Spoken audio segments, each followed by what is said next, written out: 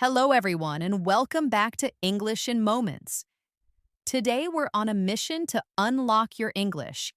Master 50 Essential Prepositional Phrases for Natural Fluency. I'm Elena, your host, and I'm absolutely delighted you're joining me. You might already know many English words and phrases, and you're getting better at understanding conversations. But have you ever felt that frustrating moment when you want to express exactly where something is, when something happened, or how someone did something and the words just don't feel natural? Or perhaps you struggle to add that rich detail to your sentences, the kind that truly makes you sound like a native speaker. If so, then this episode is precisely what you need. We're diving deep into prepositional phrases, your secret to fluent and natural English. You see, while individual words build sentences, it's prepositional phrases that truly paint the full picture. They are those small yet incredibly powerful groups of words that begin with a preposition, like in, on, at, and add crucial details. They effortlessly show relationships of time, place, direction, manner, and so much more. Without them, your English can sometimes sound a bit basic, a little too direct, or even unclear. But when you master these versatile phrases, your conversations will transform, becoming rich, vivid, precise, and effortlessly natural. Native speakers weave prepositional phrases into almost every sentence, often without even realizing it. They are fundamental for conveying precise meaning and for making your English flow beautifully, giving it that authentic rhythm. So get ready to unlock a whole new level of descriptive power in your English. Let's learn to use prepositional phrases to speak fluently and naturally, moving beyond just being understood to truly sounding like a local. Why prepositional phrases will transform your English. Before we jump into our phrases, let's quickly understand why learning prepositional phrases is so powerful for your English fluency. They help you move from merely communicating to truly connecting with clarity and naturalness. First, they add amazing detail and precision. Prepositional phrases answer common questions like, where is it? When did it happen? How was it done? Which one?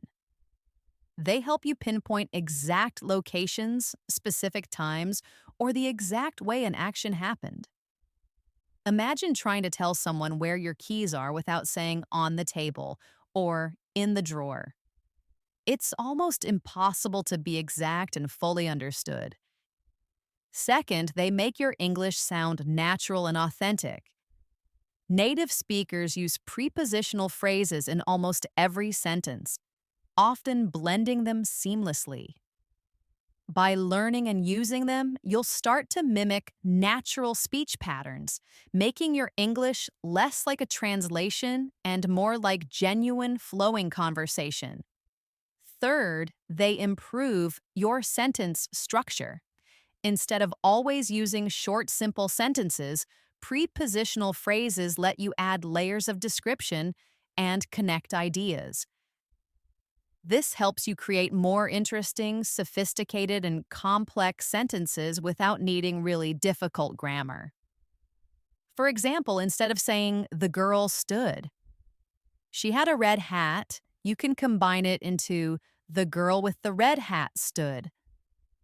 This makes your English more elegant, concise, and expressive. Finally, they boost your understanding. When you become familiar with these common phrases, you'll not only use them correctly, but you'll also understand them instantly when native speakers talk, even at a fast pace.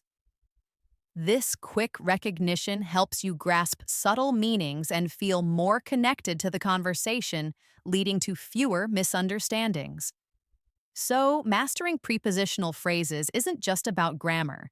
It's about adding depth, naturalness, and fluency to every word you speak. Let's dive in. Here are 50 essential prepositional phrases, organized by the type of information they provide. Listen carefully to how I say them and try to repeat them aloud. Remember, the key is not just to know them, but to use them. First, phrases of time, when, how long. These phrases tell you when something happens or for how long it lasts. In the morning, afternoon, or evening means general parts of the day. To illustrate, yeah, I usually go for a long walk in the morning before work, when it's quiet. Another instance, we'll have our team meeting in the afternoon, around 2 p.m. on Monday, Tuesday, or the weekend. Means specific days or the weekend. For example, let's meet for lunch on Friday if you're free. Alternatively, what are your plans on the weekend? Anything fun planned, maybe a trip to the beach? At night, noon, midnight, or 5 p.m. means specific points in time, like exact hours or the general night. Consider this. The movie starts exactly at 8 p.m., so don't be late. A further instance, it gets dark very early at night in winter, so we usually eat dinner around 6 p.m. Before the meeting or after class means a sequence of events, one happens before or after another. To give you an idea, please make sure to send your report before the meeting starts. It's crucial for our discussion. Another example might be, let's grab coffee after class tomorrow, maybe around 11 a.m. During the movie or during the lesson means something happening continuously within a specific period or event. For instance, please don't use your phone during the movie in the theater. In addition, I learned a lot during the lesson today about ancient history. The teacher was so engaging. For 2 hours or for 3 days means the length of time an activity lasts. To illustrate, I studied for 3 hours yesterday for my exam, so I'm feeling prepared. You might also say, she waited patiently for 3 days for the package to arrive, checking the tracking every hour. Since 2020 or since yesterday. Means a starting point in time from then until now. Consider this. I haven't seen her since last year's holiday party. Another case in point. He's been working here since 2018, so he knows a lot about the company's history. Until tomorrow or until next week. Means a deadline or a point when something stops. For instance, the store is open until 9 p.m. tonight if you need to buy anything. Also, I'll be busy with deadlines until next week, so I won't be able to meet for coffee. By next week or by 5 p.m. means at or before a specific deadline. To give an idea, please submit your homework by Friday afternoon. Alternatively, she promised to call me by noon today with the final decision. 2. Phrases of place and location. Where is it? These phrases help you describe exactly where something or someone is. In the room, in the city, or in the country. Means inside an enclosed space or a large area. For example, my keys are in the drawer right here on the left. Or, she lives in a big city like New York, so she's always surrounded by excitement. On the table, on the wall, or on the floor. Means on a surface, flat or vertical. For instance, the book is on the shelf above the fireplace next to the lamp. To illustrate, there's a beautiful picture on the wall in the living room that my sister painted. At home, at school, or at the park. Means at a specific point or general location, often where an activity happens. Consider this. Let's meet at the coffee shop tomorrow morning. It's a quiet place to chat. Another instance. He's at work right now, so he can't answer his phone. Under the bed or under the tree means directly below something. For example, the cat is hiding under the table playing with a toy. Alternatively, we found the treasure hidden under the old tree in the backyard. just like the map said. Over the bridge or over the mountain means above something, often implying crossing it. To illustrate, the plane flew over the city on its way to the airport. In addition, we drove over the bridge to reach the other side of the river and continue our journey. Behind the door or behind the house means at the back of something. For instance, the dog is sleeping behind the couch in the living room. Another example, he hid the surprise gift behind the door so no one would see it until the right moment. Near the store or near the river means close to something. Consider this. The park is near my house, just a 5-minute walk away. You might also say, there's a great cafe near the library where we can study and grab a quick bite. Beside the lake or beside you means next to or alongside something. For example, she sat down beside me on the bench and we talked for hours. Alternatively, the beautiful path runs right beside the lake, perfect for a relaxing afternoon walk. In front of the building or in front of me means directly ahead of or facing something. To illustrate, the delivery truck parked in front of the building, blocking the entrance. Another instance, he stood respectfully in front of me while I was speaking, waiting for his turn. Next to the library or next to him means directly adjacent to, very close beside. For instance, the post office is next to the library on the main street. In addition, she always sits next to him in class because they work well together on projects. Across from the cafe or across from me means on the opposite side of. Consider this. Our office is directly across from the cafe, so it's super easy to grab coffee during breaks. A further example, he was sitting across from me at the restaurant, so we could chat easily. 3. Phrases of direction and movement. Where is it going? These phrases describe the path or direction of movement. To the store or to school means towards a destination or endpoint of movement. For example, I'm going to the gym after work today to get a workout in. Or, he walked quickly to the bus stop to catch his ride, hoping not to be late. Into the house or into the water means entering an enclosed space or a substance. To illustrate, she ran directly into the building to escape the heavy rain, soaking wet. Another instance, he bravely jumped into the cold pool, making a big splash. Out of the box or out of the room means exiting an enclosed space or removing something from it. For instance, take the book out of the bag carefully.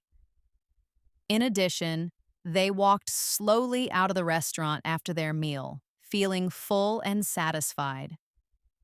Through the forest or through the tunnel means passing within or across a defined area from one side to another. Consider this. We drove through the city to reach the other side, seeing all the sights. You might also say, the light shone brightly through the window, casting shadows on the wall. Across the street or across the river means moving from one side to the opposite side of something. For example, walk across the bridge to get to the park. It's a nice shortcut. Alternatively, she swam bravely across the river to reach the other bank despite the strong current. Towards the mountain or towards the city means moving in the direction of something, but not necessarily reaching it. To illustrate, he started walking towards the exit as the show ended, wanting to avoid the crowd. Another instance, the ship sailed slowly towards the horizon at sunset, disappearing from view. Up the stairs or up the hill means moving to a higher position. For instance, she walked up the stairs to her apartment carrying a heavy bag. In addition, the car struggled to drive up the steep hill, making a loud engine noise. Down the road or down the river means moving to a lower position or along a route. Consider this. The kids ran down the road to the playground, excited to play. You might also say, we kayaked down the river for several hours on our trip, enjoying the scenery. Away from the noise or away from home means at a distance from, not close to. For example, we decided to move away from the city noise to a quieter town for a more peaceful life. Or, she felt homesick when she was far away from home for the first time. Past the building or past the turn means beyond in time or place, going by. To illustrate, the car drove past the building quickly, almost missing the turn. Another instance, you missed the exit. You went past the turn already, so you'll have to turn around. Fourth, phrases of manner and method. How is it done? These phrases explain how an action is performed. With a smile or with ease. Describes the accompaniment or the way something is done, e.g., with a certain feeling or lack of difficulty. For example, she accepted the gift with a big smile on her face, clearly delighted.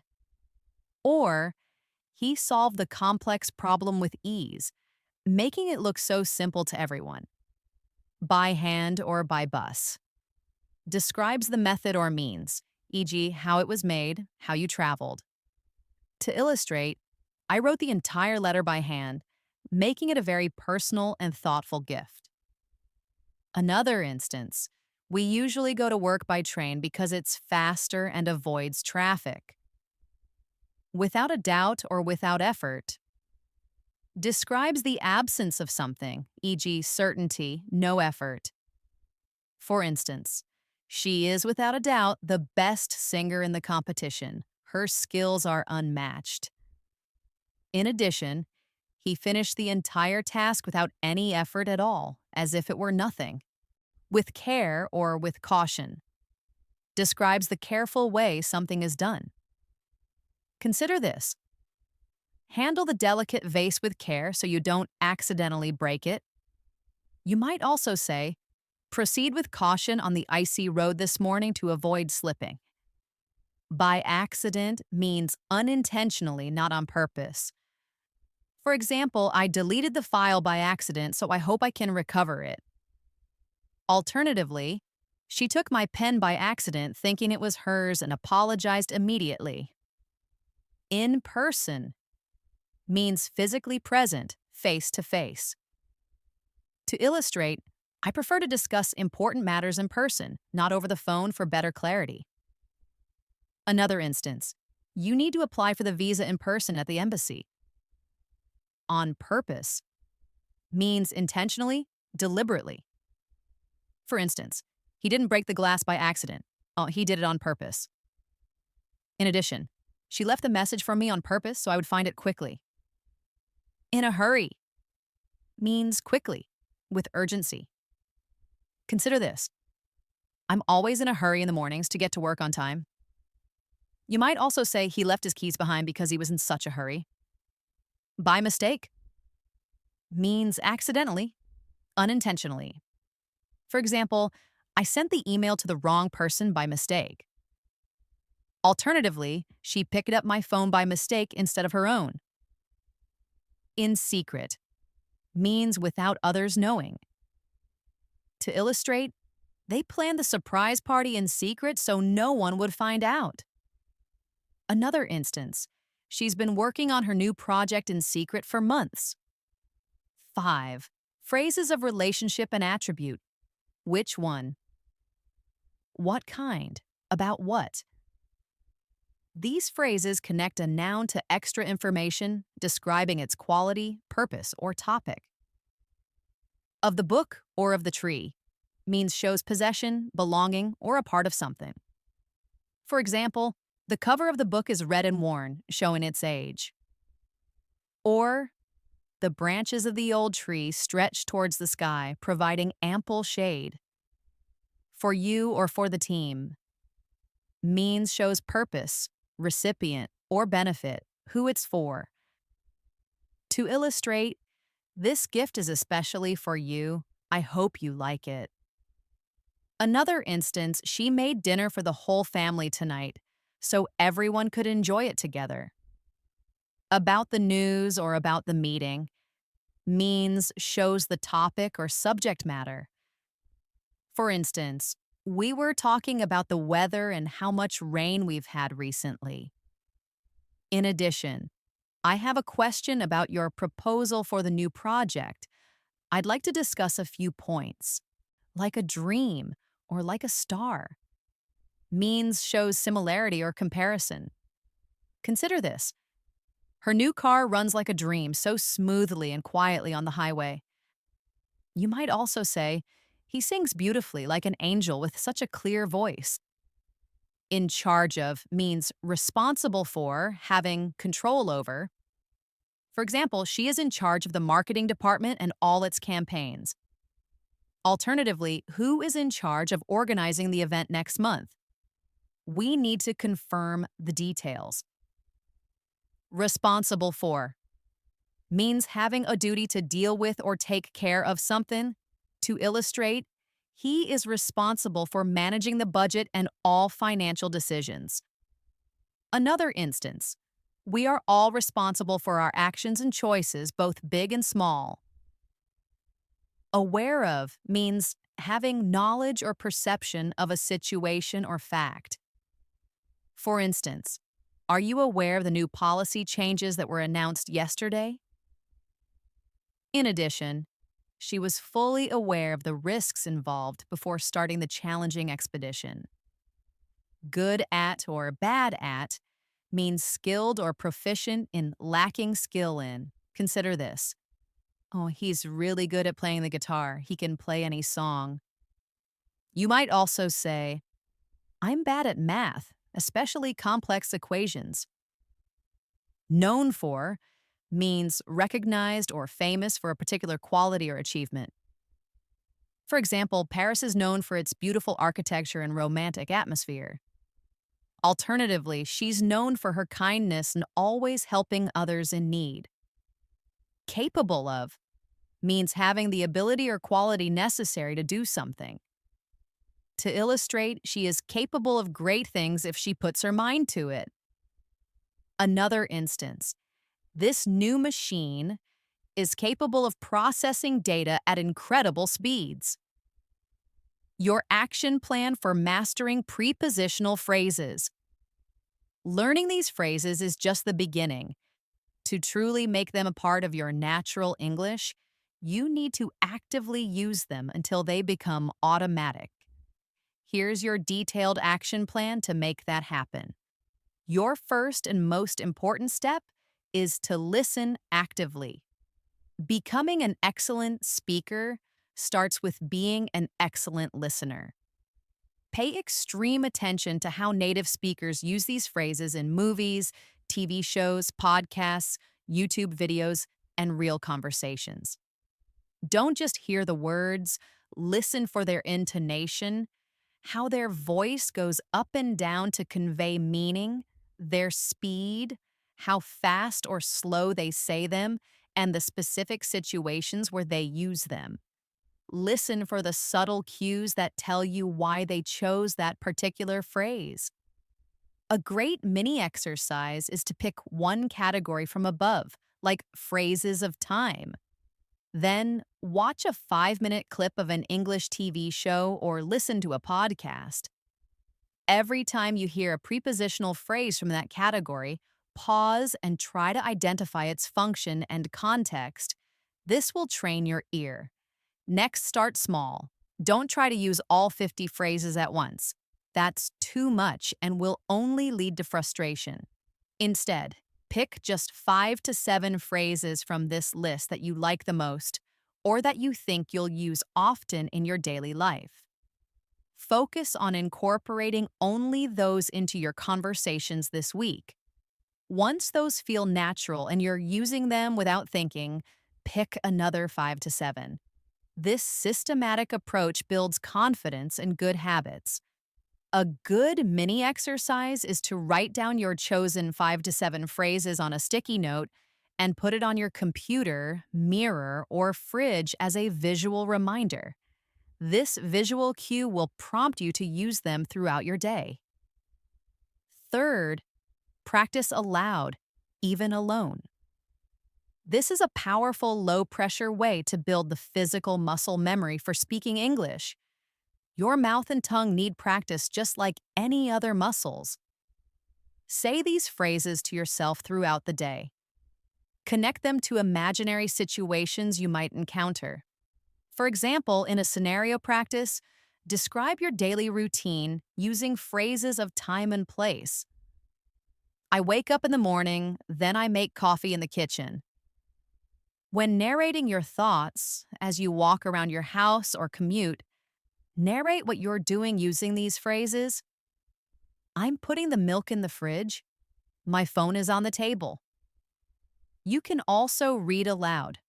Find a dialogue from a script, book, or article. Read it out loud, focusing on injecting these prepositional phrases where appropriate to make it sound more natural and detailed. Fourth, shadow and mimic. This technique is like an instant fluency booster. Find audio or video clips where these phrases are used naturally by native speakers. To do it, listen to how the native speaker says a sentence, then immediately try to repeat it exactly as you hear it. Mimic their pronunciation, how they form the sounds, their intonation, the musicality of their speech, their speed, how fast or slow they say them, and their rhythm, the natural beat of the words. You are literally shadowing their speech like an echo. Your primary goal here is not to understand every single word perfectly, but to copy the sound and the flow of their speech. This helps train your mouth to move in English-specific ways and internalize natural patterns. As a mini exercise, find a short clip, 30 to 60 seconds, of an interview or conversation. Listen for 1 or 2 of our phrases. Replay that segment 5 to 10 times, shadowing each time until you feel you've matched the speaker's rhythm and tone. Fifth, record yourself speaking. This strategy can feel a bit uncomfortable or even embarrassing at first, but it is one of the most effective ways to identify and correct your own speaking habits. Think of your phone's recorder as your personal, unbiased coach who gives you clear feedback. Use your phone's voice recorder or any simple recording app. Choose a topic, for example, describe your weekend plans, or talk about your dream vacation, making sure to intentionally use some of the prepositional phrases you're practicing. Speak for 1 to 2 minutes without stopping, even if you hesitate or make mistakes. Then play back your recording and listen carefully. Don't just focus on finding every small mistake. Instead, listen for bigger patterns. Are there words you often hesitate on? Are there areas where your speech flow breaks down? Are some sounds unclear? Are you using the prepositional phrases naturally and correctly? After you listen, choose just 1 or 2 specific things to improve for your next recording. A great mini exercise is to record yourself using 3 of the phrases from this lesson in different sentences. Listen, then re-record, focusing on making them sound more natural. Save your recordings with dates to track your long-term progress. You'll be amazed at your improvement over weeks and months. Sixth, don't be afraid to experiment. The best way to truly learn and internalize these phrases is by trying them out in real conversations. It's absolutely okay if you don't get it perfect the first time, or if you feel a bit awkward. Native speakers are usually very understanding and appreciate your effort to communicate naturally. The goal is to start using them and get more comfortable and confident with each attempt. For targeted use, if you're talking to a friend, Deliberately try to use a phrase like in the evening when planning something, or beside the window when describing a location. You can also role play with a partner or alone, imagining scenarios where you'd use these phrases. Practice describing a picture using many phrases of place or recounting a story using phrases of time and direction. Remember, building fluency and sounding natural is a continuous journey of consistent effort and bravely trying new things. These prepositional phrases are powerful tools that will make your English sound more authentic, add richness to your descriptions, and boost your confidence in every conversation you have. Stay strong, your mindset matters. Even with all these amazing strategies, you will definitely have days when speaking English feels hard, frustrating, or you simply don't feel like practicing. This is a natural part of learning anything new. However, your mindset, how you think about these challenges, is incredibly important for pushing through these moments and staying motivated on your journey to fluency. Don't panic about mistakes, your learning superpower. This point is vital for language learners. It's totally normal to make mistakes when you're learning. In fact, mistakes are proof that you are trying, learning, and pushing your boundaries. Instead of getting upset or ashamed, try to see each mistake as a gift, a clear signal from the language itself, telling you exactly what you need to focus on next. Embrace them as essential stepping stones. Remember, the main goal is clear communication, not perfect, flawless speech. Native speakers make mistakes too, they just recover quickly. Your goal is to get your message across. Be patient and kind to yourself. The marathon mindset. Learning to speak a new language well takes time, patience, and consistent effort. There will be good days where everything clicks and you feel amazing progress, and challenging days where it feels like nothing is working or you're even going backward. Be kind to yourself during these times. Acknowledge that what you're doing is difficult but incredibly rewarding. Give yourself permission to stumble, to feel a bit frustrated occasionally, and to take breaks when you need them. Pushing too hard can lead to burnout and discourage you. Always remember how far you've come already, and celebrate your courage for stepping out and speaking in a new language. You wouldn't expect to run a marathon on your first day, so don't expect instant fluency. Consistency is your superpower.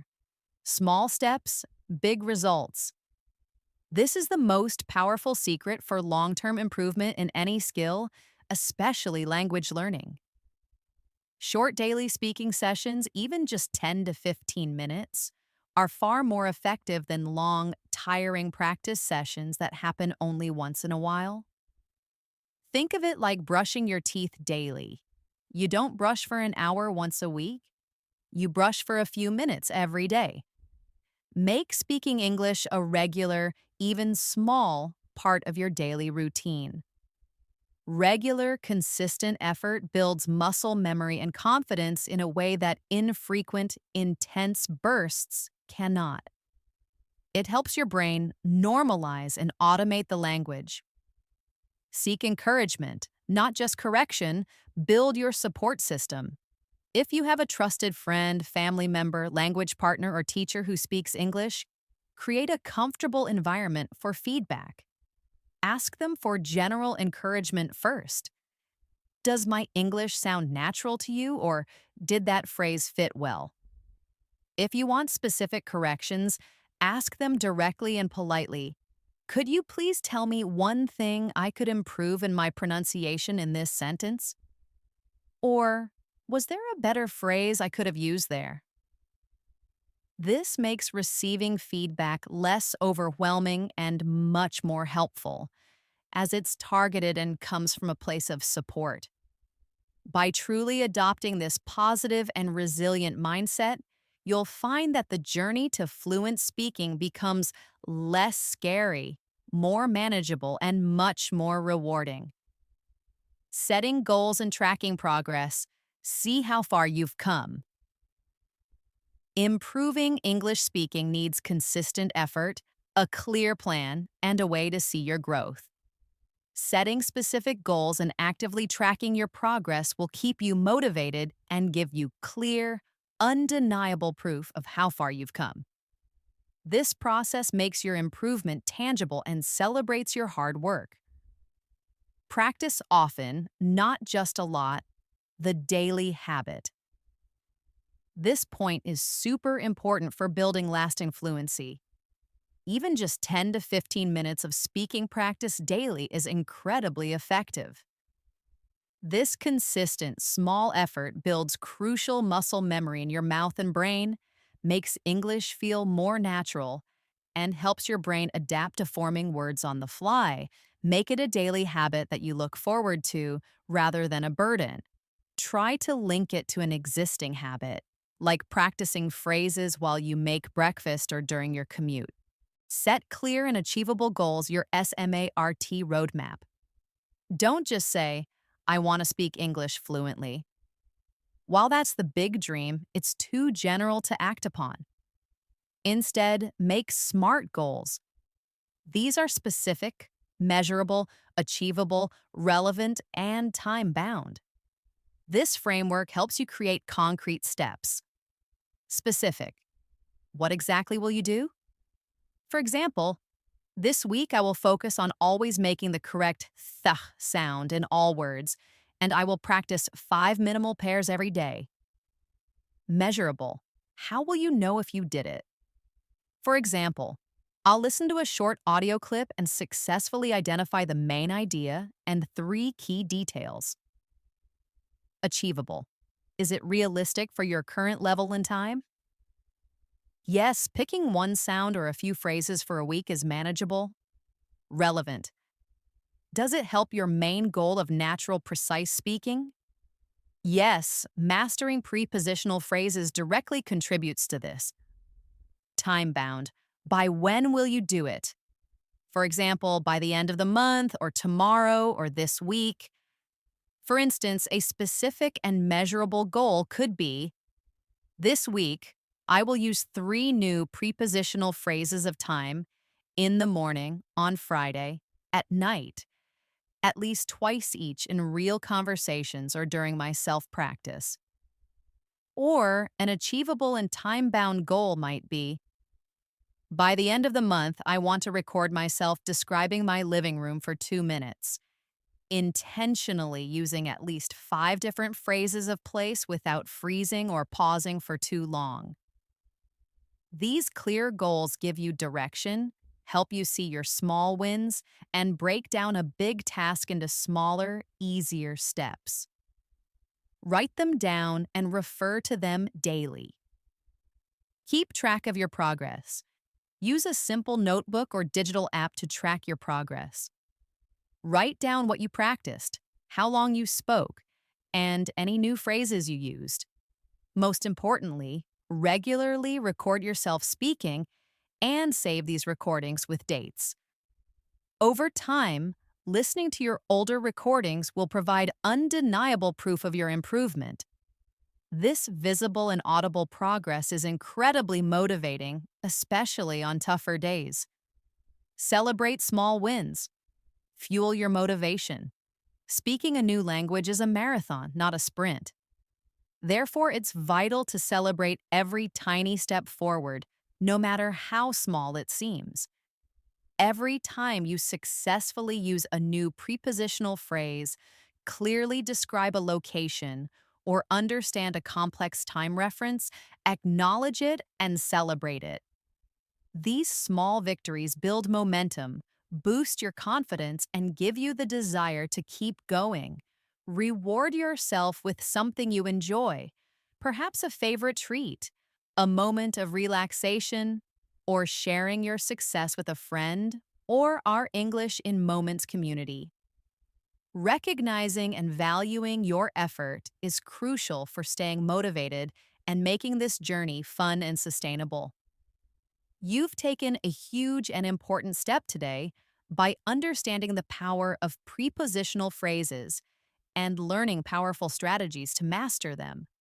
Mastering these phrases is a continuous journey, but it will open up countless opportunities for clear communication, deeper connections, and true fluency in your life. Remember, every single time you open your mouth in English, you are getting closer to speaking like a native with amazing confidence and real impact. Keep practicing these techniques diligently, speak actively, even if it's just to yourself, and always embrace the challenge. The more you consciously work on your speaking, the more natural and effortless English will become for you. Your dedication will definitely lead to profound improvements in your communication skills and how confidently you express yourself. If this episode brought you substantial value, and I sincerely hope it did, please remember to give us a thumbs up right now. Your support is incredibly valuable. It truly helps our channel grow and reach even more dedicated learners like you around the globe. And now I want to hear from you. Which of these phrases is your favorite, or which one will you try to use first in your next conversation? Share your thoughts and questions in the comments below. We're building this community together, and your input helps us create the most valuable content for you. And if you haven't already, please absolutely subscribe to our channel, English in Moments. Hitting that bell icon will ensure you never miss a new episode, as we're here consistently, daily, to help you on your English learning journey, providing valuable insights, practical tips, and encouraging guidance. You can also find a treasure trove of additional resources and past episodes right here on our channel to continue your progress and explore other fascinating aspects of English. Keep practicing, keep immersing yourself, and keep embracing the incredible, rewarding journey of mastering English. I look forward to connecting with you in the next episode. Happy learning, everyone!